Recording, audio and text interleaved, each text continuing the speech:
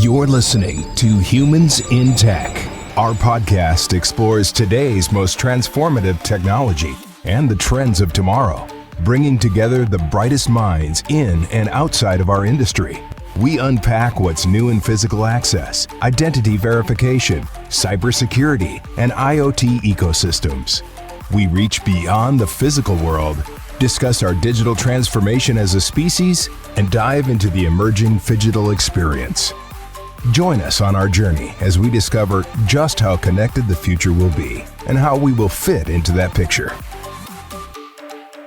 Identiv's RFID and NFC solutions verify identities and security in the IoT and are embedded in billions of everyday objects, including medical devices, books, toys, athletic apparel, perishables, and pharmaceuticals. The company's NFC app development, medtech and pharma, authentication, anti-counterfeiting and brand protection, tracking, cold chain, sensing, eco-friendly, and UHF solutions let you create your own products, ecosystems, and experiences. Lee Dow, VP of Global Marketing at Identiv, is here to talk with Claire Swedberg, Senior Editor at RFID Journal, the world's leading source of RFID news and information. Claire has driven stories at RFID Journal for over 16 years, and the news source itself is just about to celebrate its 20-year anniversary in March. Claire, Identiv is so grateful to RFID Journal as an industry resource. I know I read it every day. We truly appreciate how much you have amplified our solutions over the years.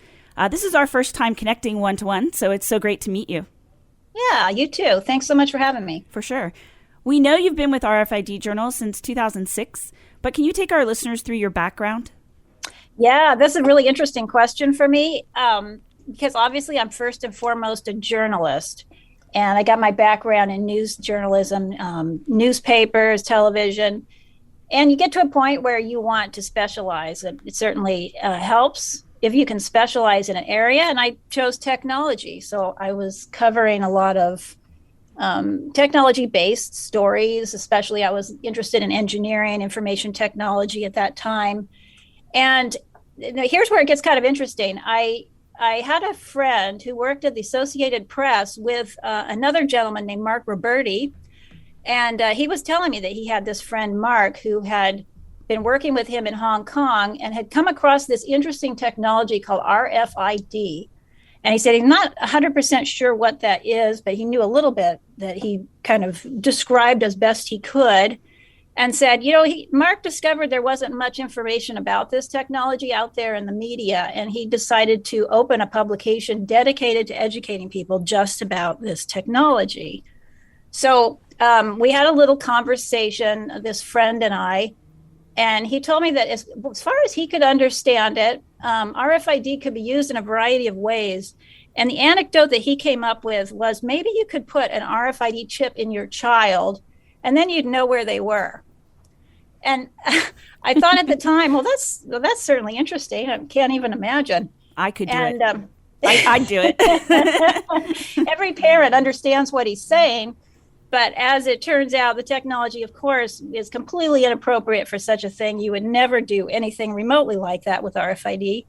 But it started the conversation, and I got talking to Mark, and we started the reality of RFID in stories, which was more around the use cases of tracking goods and putting tags on pallets and on carts or crates or items where you can keep track of a large amount of goods that are moving across a supply chain.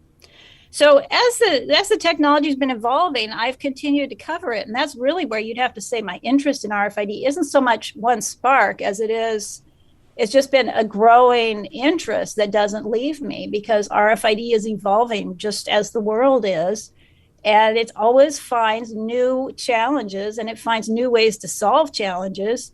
And, the publication RFID Journal is doing the same thing. As long as I feel that we're providing information that people need, then I've got my passion in it. And RFID is serving it up, I have to say.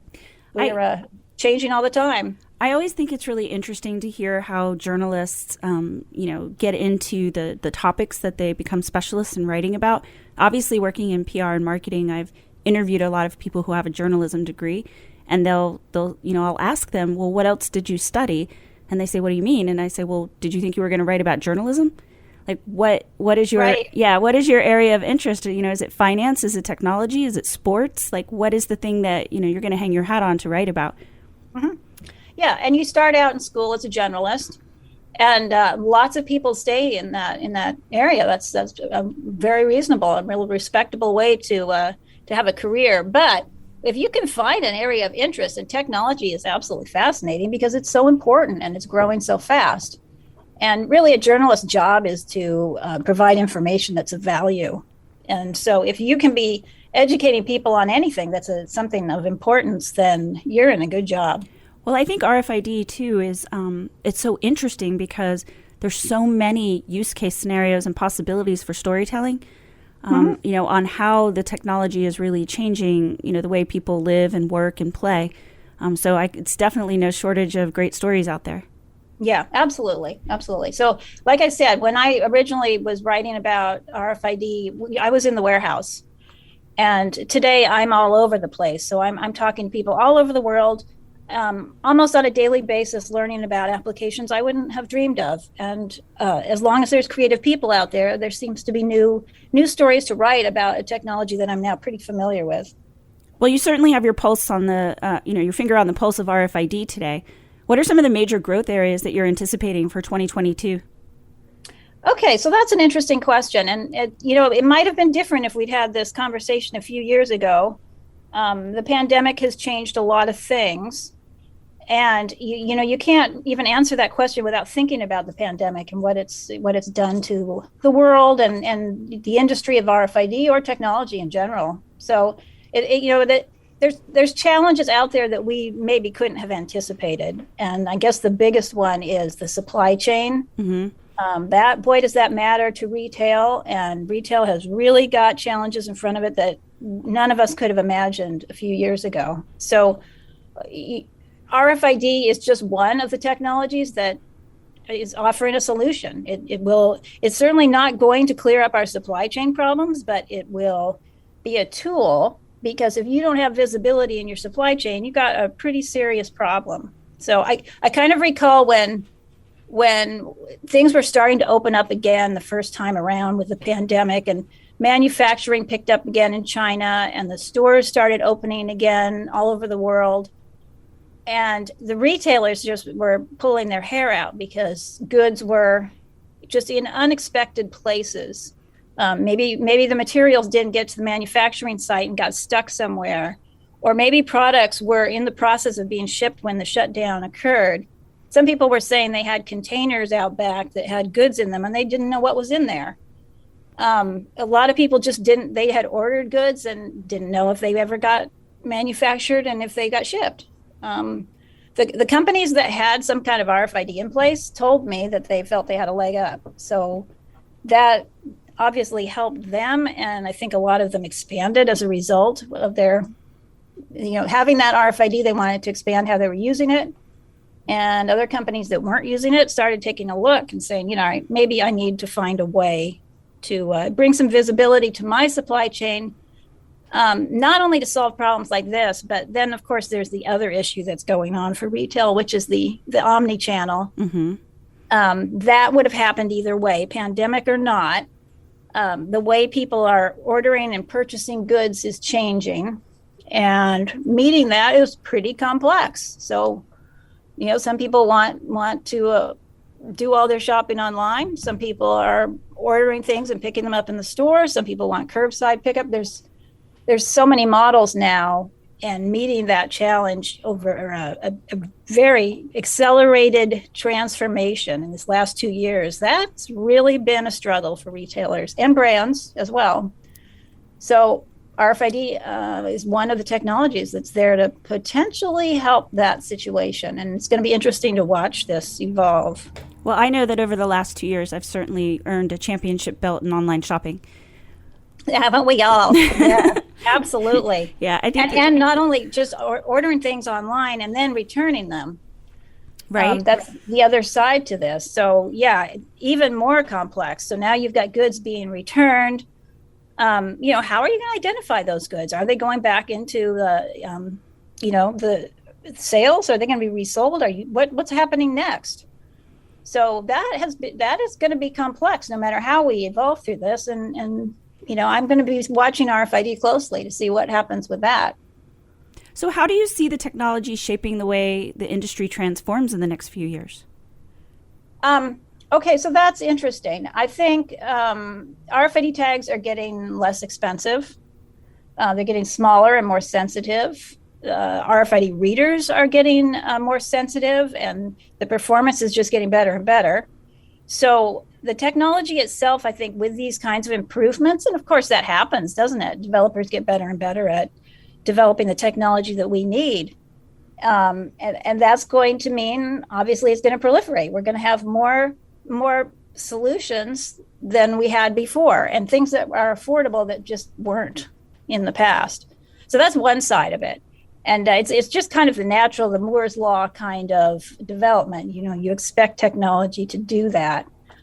The other thing, though, that comes to my mind is the IoT. So, it's more than just a fancy term. And there's so many technologies in the Internet of Things, and RFID is one of them.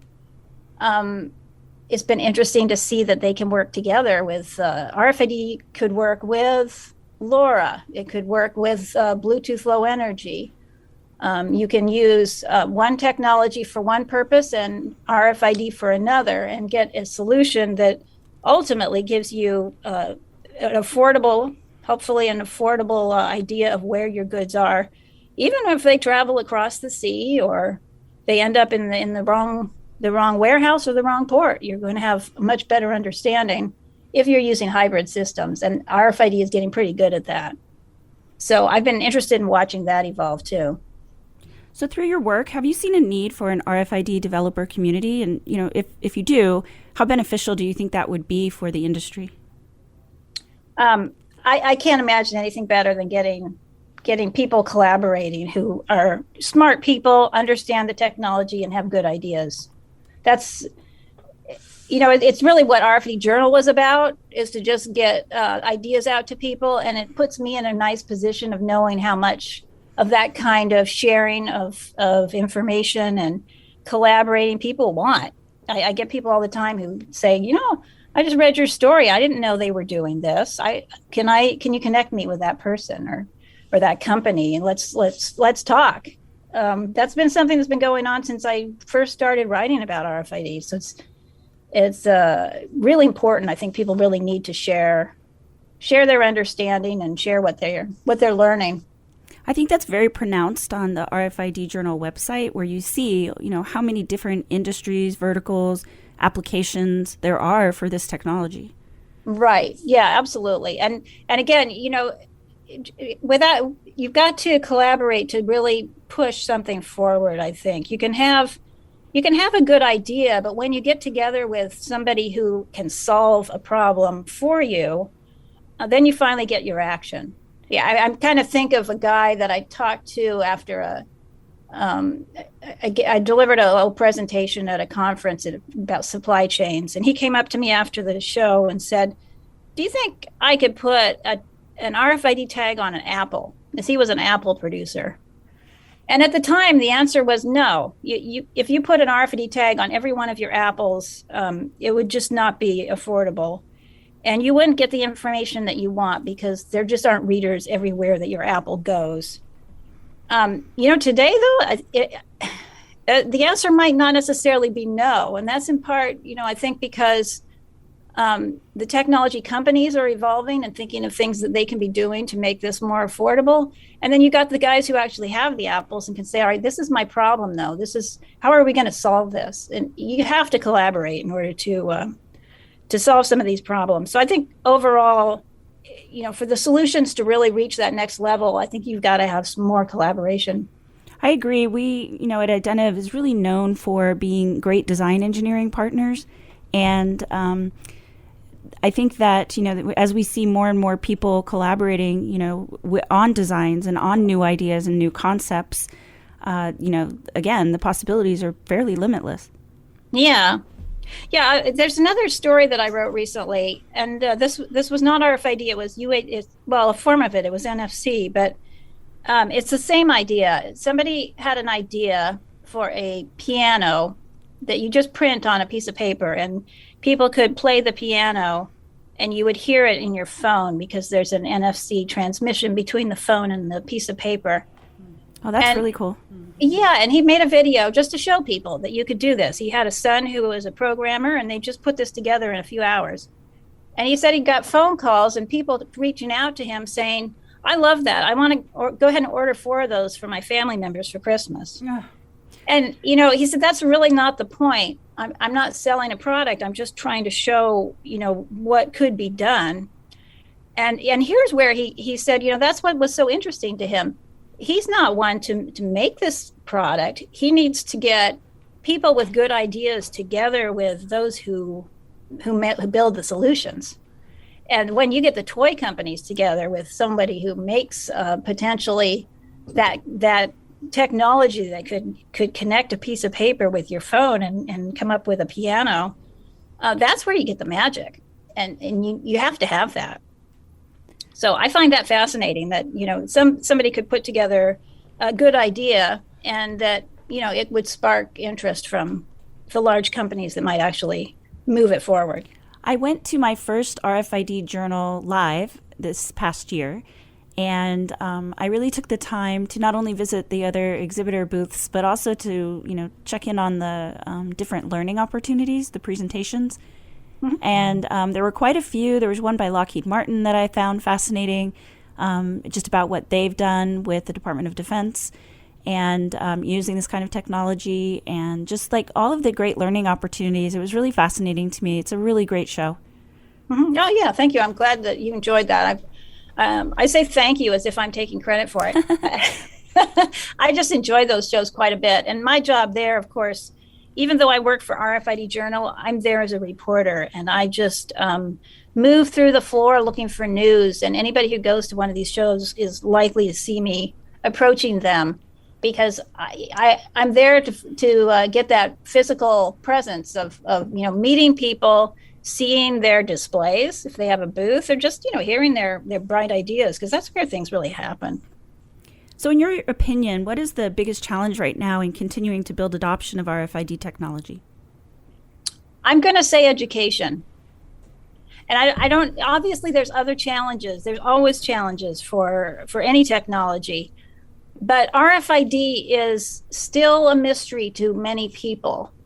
And even with RFID Journal, and even with the presence that RFID has today, and a lot of the things that we do, and there's certainly, we've got RFID tags in our homes and in our cars. A lot of people are very unfamiliar with the technology still, or don't fully understand what it can accomplish, and that's an ongoing challenge that I think we want to keep addressing. We don't want to forget about that. But it should get easier. The idea is there's maybe less pushback as time goes on, because people are starting to understand, if not the word RFID, but actually just seeing the technology in action without necessarily having to know the acronym behind it. We just launched a RFID, a UHF tag on metal that is really exciting. It has so many interesting applications. Yeah. It's interesting to see how to get past some of the things that have been challenging. Again, I go back to 2006 with this. At one time, putting tags on metal was just, it was sort of insurmountable in most cases, certainly affordably. So when I see companies coming up with these things that are resolving problems that seemed at one time unsurmountable, I find that pretty exciting. It is, and it's if you think about just the step change in that period of time, right, where we could be heading with that. Mm-hmm. Yeah, I think the on-metal tags are exciting. I think sensors are exciting, and the things that can be done with them with a passive tag. Today people can get a lot more information than just an ID number, and they can do it on form factors that were just unapproachable just a few years ago. Like metal, or like very small objects, like a lipstick, like things that have liquids. It's quite fascinating. Well, like I said earlier, we're just so grateful to have a publication like RFID Journal and the great reporting that you do. It's just always very informative. Like I said, I read it every day, and I always learn something new. And it's just a very interesting world out there that's enabled by RFID. Yeah, Lee, I couldn't agree with you more. And thank you so much for being a reader and for supporting the publication. It doesn't work without that. Thank you so much for joining us, Claire. Yeah, thank you for having me. The all-in-one UCreate NFC mobile application platform makes it easy to develop, prototype, test, and successfully launch NFC-enabled applications. This ecosystem was built for developers new to NFC app development and includes a software development kit, curated collection of NFC tags, a mobile app, technical support, and documentation. With UCreate NFC, the possibilities are limitless. Learn more at identiv.com. Meet UHF RFID TOM labels.